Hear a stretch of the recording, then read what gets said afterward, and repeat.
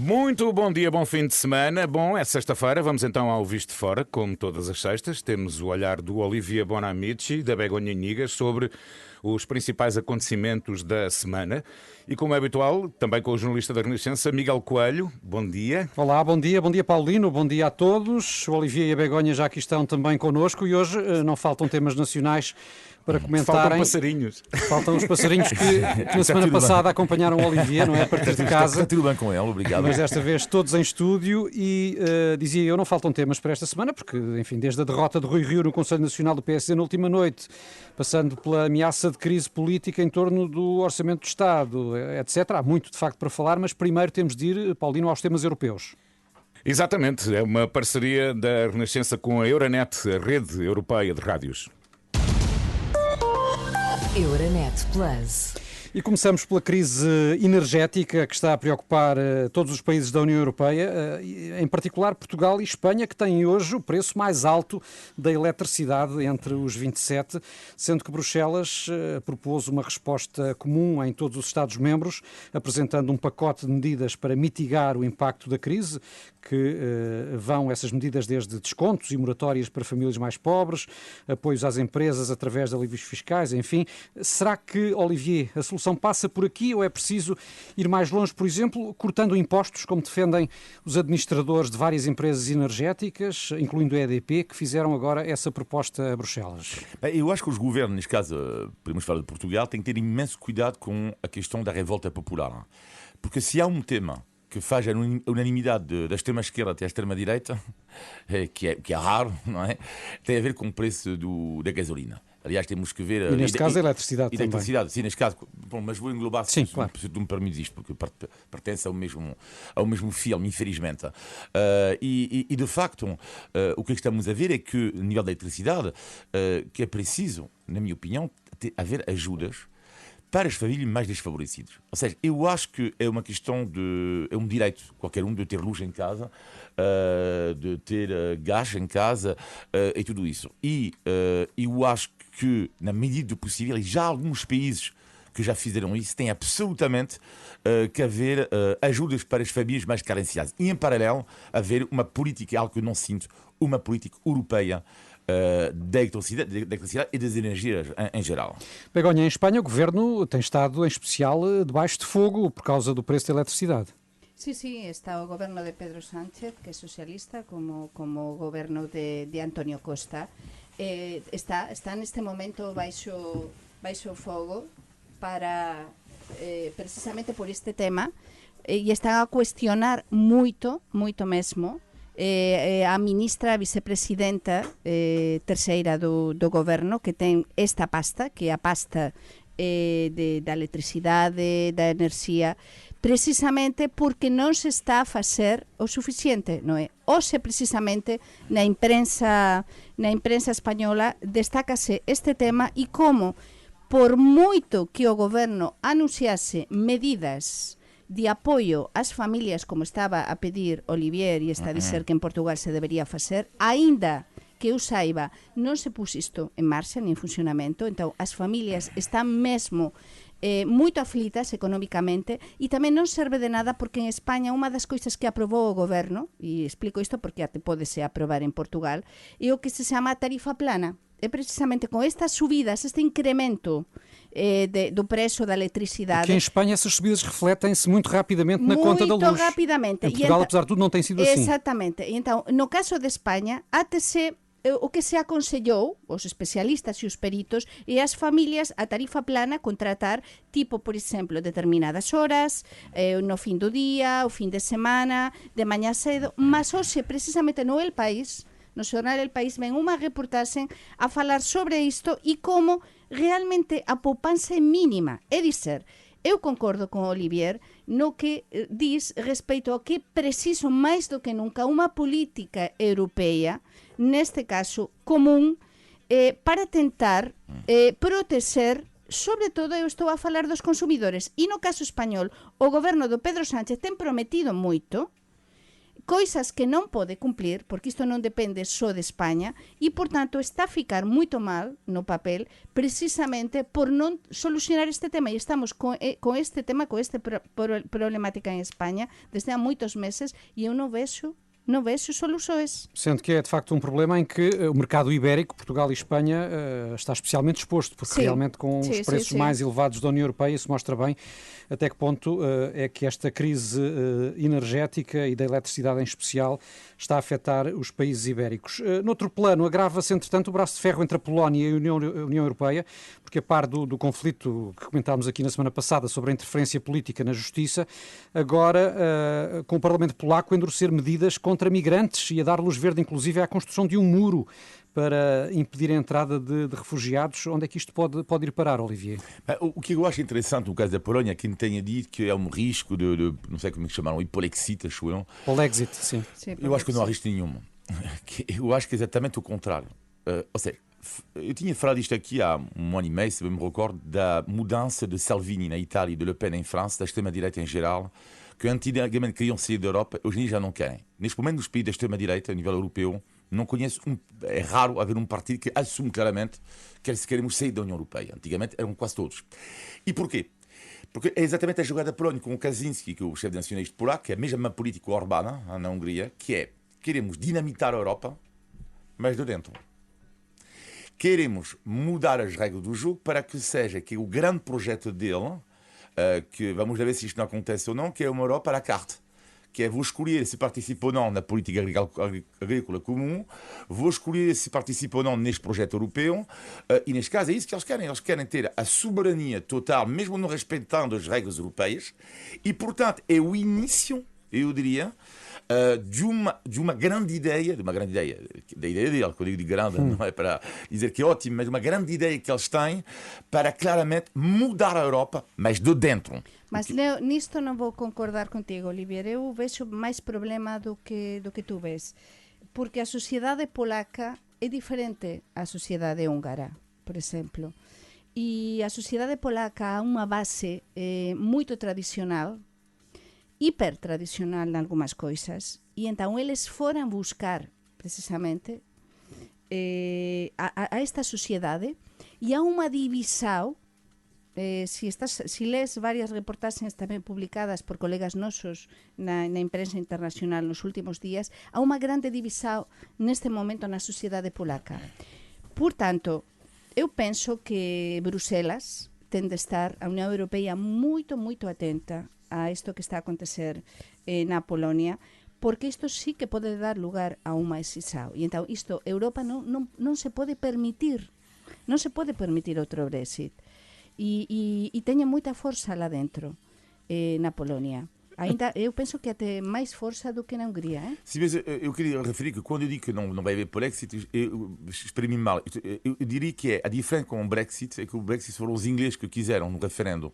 Ora, mas na Polónia, a maioria dos polacos continua a ser, se manter neste aspecto. E neste aspecto, os governos polacos, os políticos polacos, aliás, neste caso, como Kaczynski, o nacionalista polaco, é isso, e mantém a minha, que ele quer mudar as regras do jogo da Europa com a esperança que, por exemplo, uma Le Pen em França chegue um dia ao poder.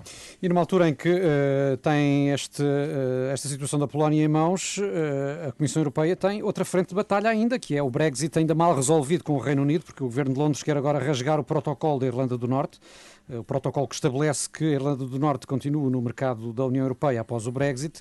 Será que podemos mesmo, Begonha, ter uma guerra comercial se Bruxelas não aceitar rever o protocolo? Eu espero que não.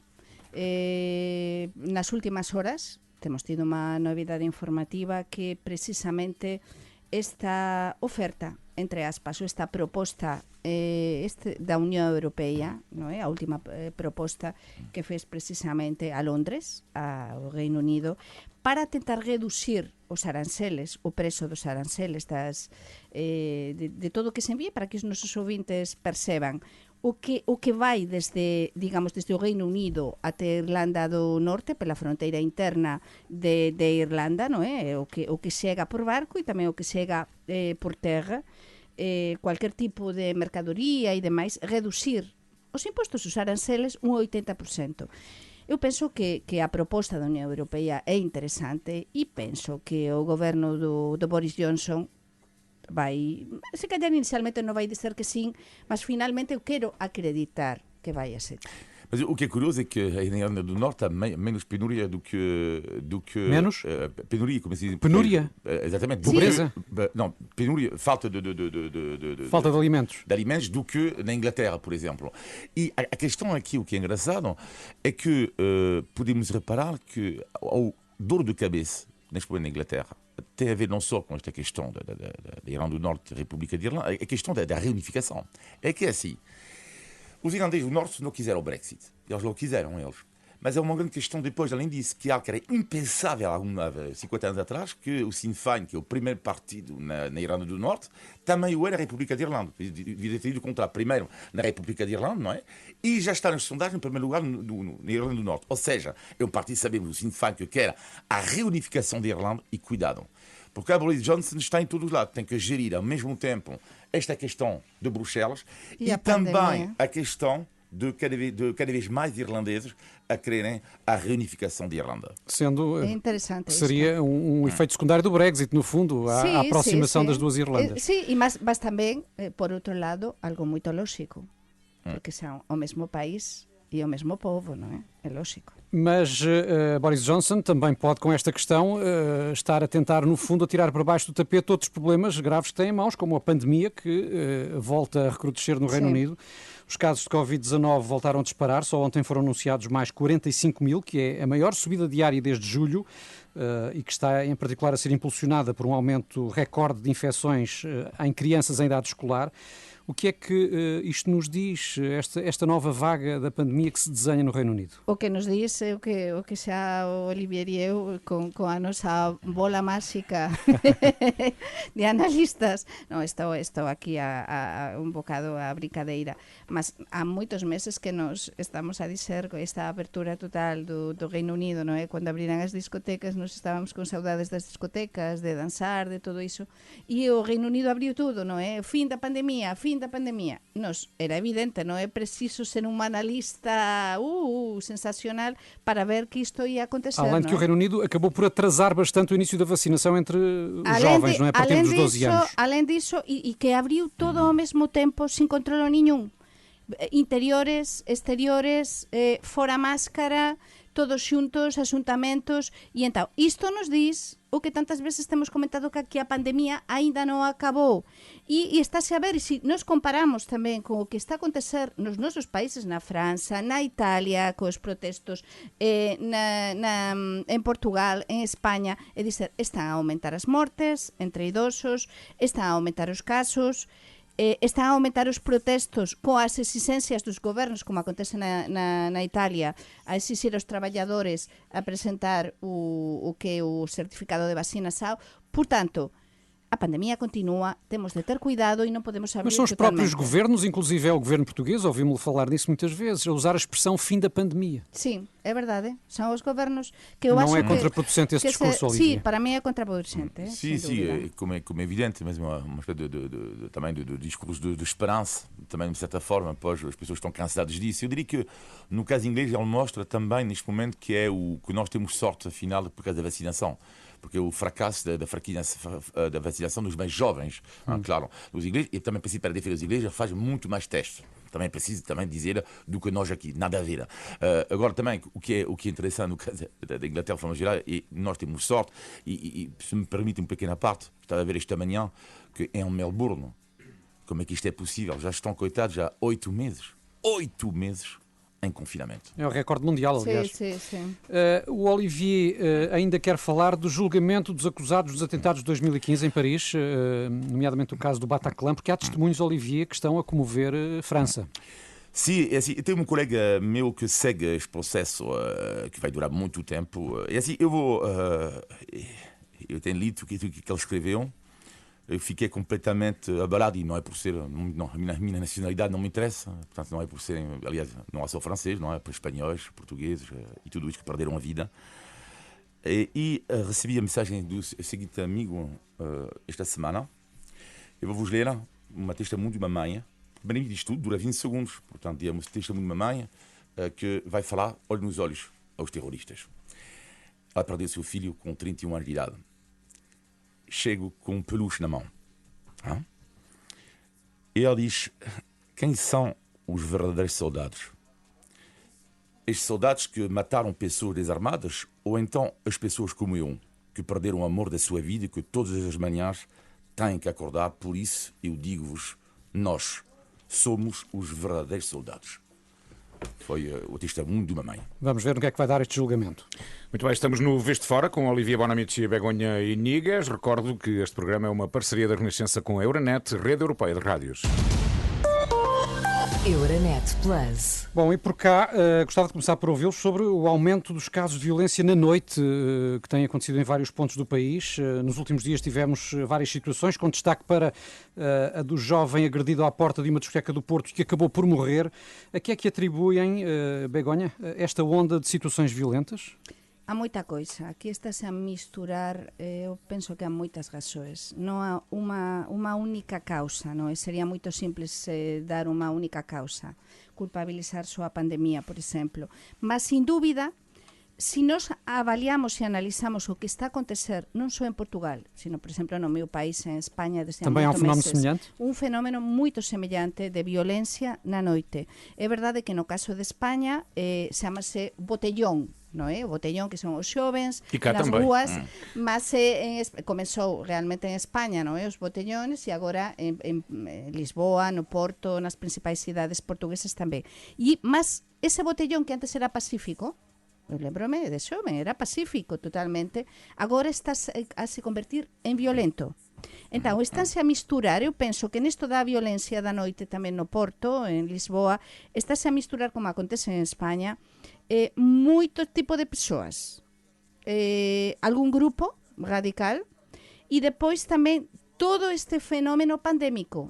Há estudosos, por exemplo, en España, que están agora a facer sondaxes, enquisas, estudos aprofundados das consecuencias da pandemia nos xovens.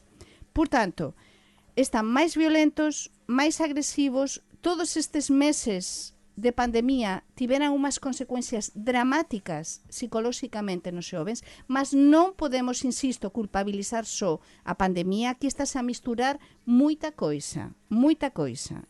A polícia às vezes reage bem. No caso da Albufeira, parece que as imagens, pelo menos, mostram que não reagiu bem.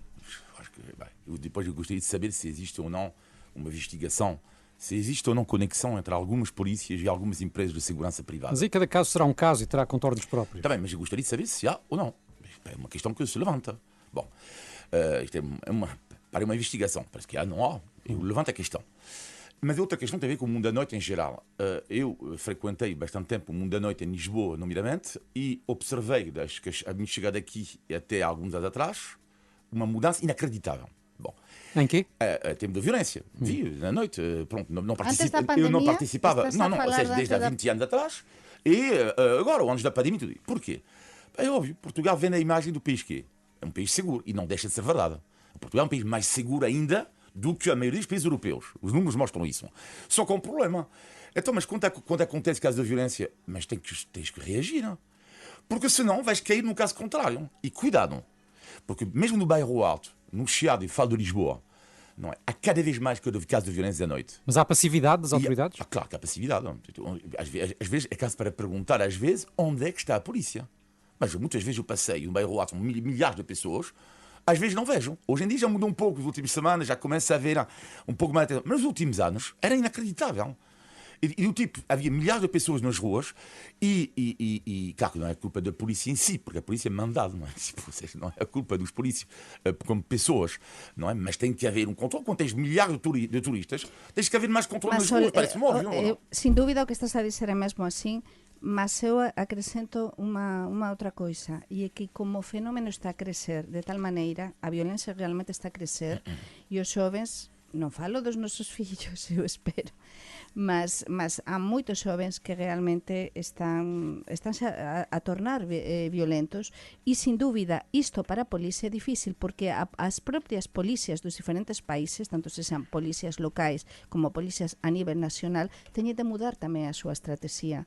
É um fenómeno que a É um polícia fenómeno diz estar novo. atento, aliás. Sí, a polícia atento, mas por iso vai ter de mudar a súa estrategia. Então, já para manifestou eles não é preocupação. fácil. Vamos também continuar a seguir, sendo que gostava de mudar aqui de tema para voltar um pouco à questão energética. Falámos há pouco da eletricidade aqui no plano europeu. Em Portugal temos de falar do preço dos combustíveis, porque não para de aumentar. Já tivemos 35 aumentos só este ano. A gasolina mais cara do que nunca, em alguns postos a ultrapassar já inclusive aos 2 euros por litro. Gostava de saber como é que vem esta situação em comparação com a realidade dos vossos países, Olivier. Temos sempre a ideia em Portugal que a gasolina de facto é muito mais barata em Espanha, por exemplo, ou em França. Em França, ela é ligeiramente mais barata do que em Portugal e mais cara do que em Espanha. Está entre os dois, por assim dizer. Mas aqui, o que é que eu queria referir é 2 pontos. Primeiro, porque eu acho que há 2 coisas que podem ser interessantes para os nossos ouvintes. Em França, existe a possibilidade neste momento de estar a ser estudada para dar um cheque de 20 euros às famílias mais carenciadas, para equilibrar, não é? Para compensar. E depois, há uma loucura. A loucura, porque a minha irmã, alguns amigos com quem falei, fez o depósito cheio, pagou 20 euros. A nova moda agora, depósito cheio, digo bem... 20 euros? Como? Eu vou explicar exatamente como. Que é a nova loucura do etanol, portanto... Etanol. Exatamente. Colocam uma caixa nos carros, não é? Uma caixa especial. Não há em todos os sítios em França. Agora, não me pergunta a mim se isto faz bem ao carro, eu não sou especialista da gasolina.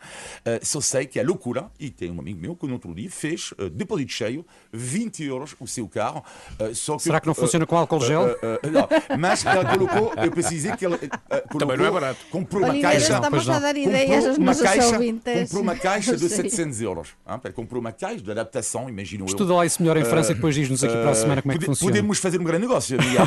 Mas eu estou atenção que nós temos também uma responsabilidade. Isto do etanol e todo isso, atenção, isto não está demonstrado, por favor, que ninguém se lance. Não, o Olivier explicou que os carros têm de ser modificados, Sim, mas isso já mas- não preço e efeito. Claro, mas Não estamos a vender nós sabemos aqui nenhuma alternativa à as gasolina. consequências que pode ter a curto prazo. E essa modificação é ilegal em Portugal também. Exatamente, portanto, cuidadinho. Mas cuidadinho em e Espanha, sentidinho. porquê é que a gasolina no fundo é tão barata?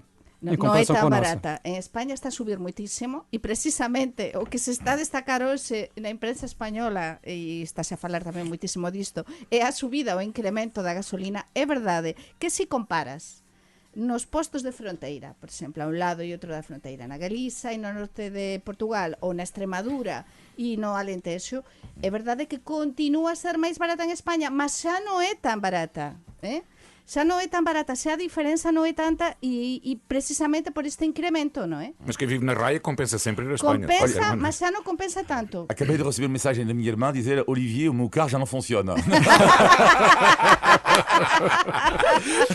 portanto, aqui está a prova. E depois bem. vamos ver Temos de acelerar, temos de acelerar. nas estradas e nas autoestradas os carros parados e por que será? Por etanol. Não, isto eu não sei. Não Nós sou aqui especialista no nisto, nosso não. alinhamento temos de carregar no acelerador porque o tempo está a escassear e temos ainda de falar do Orçamento de Estado que foi apresentado e com ele a ameaça de uma crise política, o PC e o Bloco de Esquerda a ameaçar votar contra, o Presidente da República a avisar que sem orçamento aprovado o Governo cai. O que é que a tal bola de cristal que a Begonha ali tem vos diz sobre isto? Há de facto o risco do orçamento ser chumbado ou será mais, enfim, mais um teatro político?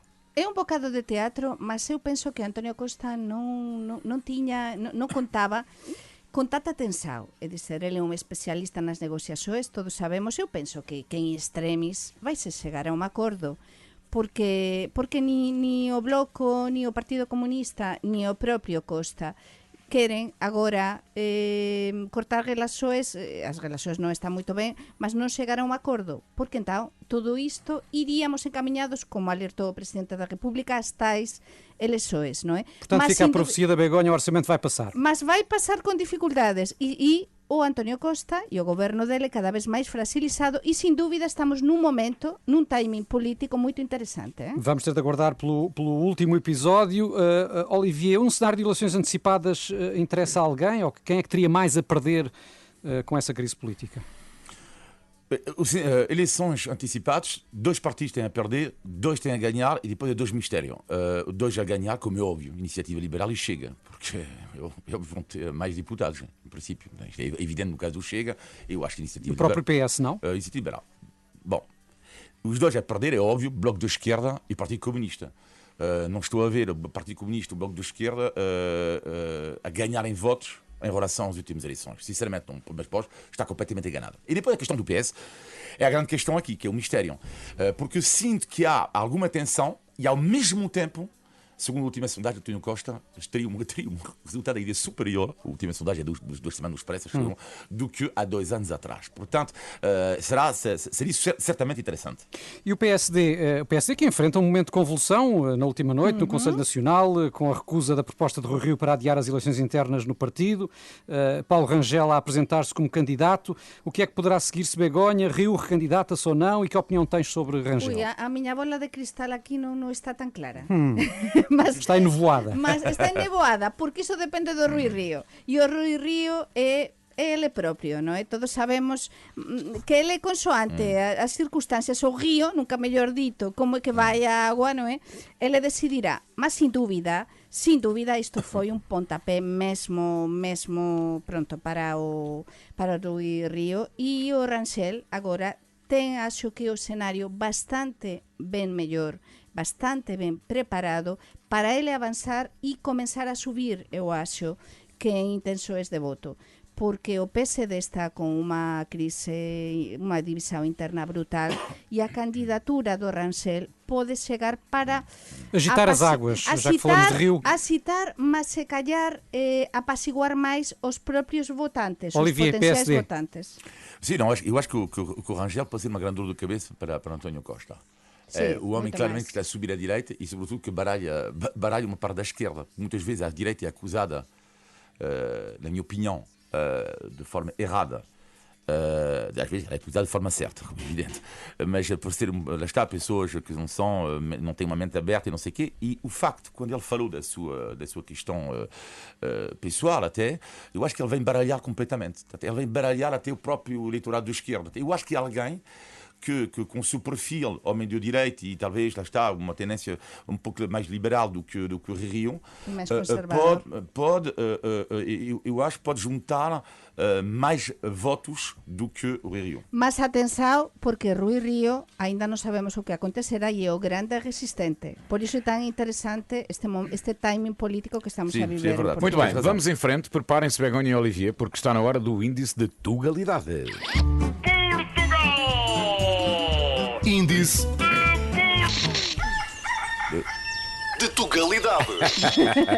Bom, e esta semana, já que o orçamento anda a causar nervosismo a muita gente, a expressão da qual queremos que a Begonha e o Olivier descubram o significado é paninhos quentes. O que quer dizer colocar paninhos quentes? Sí, paños calientes, que se dice en español, ante unha situación complicada, non é? Unha situación paninos quentes é unha situación que está mesmo a ferver e tens de procurar unha solución inmediata, non é? Algo que está en paninos quentes, algo que está mesmo a ferver. Não é bem, assim. não é bem. Não é bem. Pois então não é Olivier, igual do que em espanhol. tenta tu a tua sorte. Mas sinceramente não sei. Não sei. Mas Olivier. é que não, mas nada, tipo zero. Zero. A cara de Olivier Zero. os nosos ouvintes deberían ver. Mas Zero. o bom de estar no estudo é iso, Zero. non é? Que estamos aquí Zero. todos com uma Bom, anarquia. colocar paninhos quentes, ouvir com paninhos quentes, significa tentar acalmar conflitos ou apaziguar uma situação delicada. Estavas quase Por lá. exemplo, o governo, não é, tem tentado colocar paninhos quentes na esquerda perante a ameaça de uma crise política. Sí, por exemplo, si sabía non é? Tamén a lançar tamén esa mensaxe de E unidade. é muito curioso porque antigamente, em alguns casos ainda se usa, era hábito pôr panos quentes na testa de um doente para acalmar o mal-estar, não é? E essa é a origem da expressão colocar paninhos quentes. Às vezes preciso que alguém me coloque paninhos Acalmar. quentes em certas situações. Moitas veces é preciso, sí. Índice de Tugalidade. Foi uma pressão. Já não. A força do Olivier, já me a sinto melhor. energia do Olivier. Ora, muito bem, faltam 12 minutos para as 11 da manhã. Antes de fecharmos, temos ainda, como sempre, o positivo e o negativo da semana, na opinião dos nossos comentadores. Vamos ao negativo, Begonha. O negativo ten de ser mesmo isto que vou dizer. Para min non, é o máis negativo desta semana. 4 anos depois dos incendios de outubro. 15 de outubro de 2017. Eu non esquecerei na miña vida o que vin ese día e o día a seguir. O que vin, porque eu estive lá nos locais dos incendios. 4 anos depois, a miña pergunta é: que é o que se fez? Que é o que se resolveu? como é que están as persoas, non podemos esquecer nunca que o asunto non está resolvido e que todas esas persoas do interior de Portugal están a sofrer as consecuencias daqueles incendios. E o teu negativo, Olivier? O negativo tem a ver com... Adorei uma crónica, não me recordo de quem, no Diário de Notícias, quando foi eleito Carlos Moedas contra o Medina, e um jornalista cujo nome me esqueci disse: eu regresso do Popó. Eu regresso do Popó, e adorei esta expressão, eu regresso do Popó com o Carlos Moedas. E o meu negativo da semana é o Popó. É que estou farto por causa de tudo o que acontece, que é o trânsito anda, para quem vive nas grandes cidades, claro, e hoje tem ciúmes, inveja neste caso, inveja das pessoas que vivem na terra, na boa, tranquilamente, ao ar livre, porque viver numa grande cidade neste momento com o trânsito de loucos que há é algo de muito complicado, e por isso se calhar vou ter que, não sei, alugar um estúdio na Renascença para dormir, para evitar, porque é uma loucura. Não sei se você tem sentido isto, mas eu tenho sentido isto nas últimas semanas. Começas a ter saudades do confinamento. Também não exagera. Exato. Bom, vamos ao positivo muito rapidamente, O Begonha. positivo primeiro, que se houve renascença no norte de Portugal. Olha, no vês? outro dia. A sério? No, Os servidores com mais de 80 anos.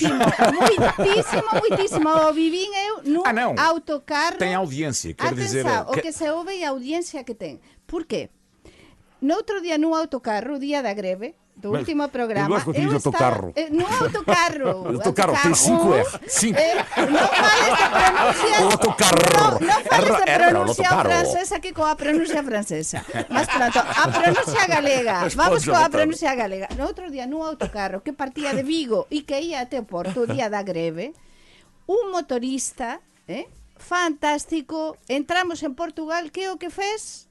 Por a Renascença. Muito bem. A ouvir a Renascença. E non só iso, sino que portouse comigo lindamente. Eu tiña de apañar un comboio, parou antes o autocarro, maravilhoso. É, que maravilha. Olivier, o teu O positivo. positivo da semana é algo que às vezes eu gosto de fazer. O que é que faz afinal o charme de grandes cidades portuguesas em relação a outros países na Europa? E neste caso eu vou falar de Lisboa, podia falar do Porto, mas eu vivo na zona de Lisboa, que é a proximidade de outras paisagens extraordinárias. Algo que tu não tens em Madrid, não tens em Paris. Ou seja, aqui tu faz 10 minutos, 15 minutos, estás na praia, tu estás no campo, e às vezes até podes estar na montanha. Vou-vos dar um exemplo. Uma segunda-feira, o que é que eu fiz?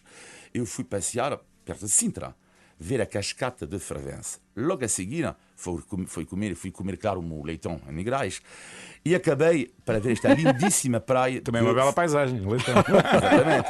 E acabei na Foz de Lisandro, Que bom. na praia, a beber uma limonada tranquilamente aqui, a ver os cães, a ver a natureza. E podíamos continuar o teu roteiro se tivéssemos Uau. tempo. E lá pensei Temos que assim, fechar. pensei assim, isto só em Portugal, beleza de paisagem ao lado de uma grande cidade. Isto sim, visto pelo olhar de um estrangeiro, é maravilhoso. E é assim Obrigado, mesmo. Begonha. Obrigado, Olivier. Olivier. Todas as semanas conversamos sobre a Europa, Portugal e os portugueses. Podem enviar os seus comentários e sugestões para visto de fora, @rr.pt. E já sabe, Miguel, um grande abraço. Muito Grande obrigado. abraço, bom fim de semana. Na Tchau. próxima Boa semana sexta, para todos. volta o E um Visto abraço, de Fora. a 8-9. Olha, Cuidadinho, um por beijinho à tua favor, irmã já agora. cuidadinho, non poña etanol. Renascença. A par com o mundo.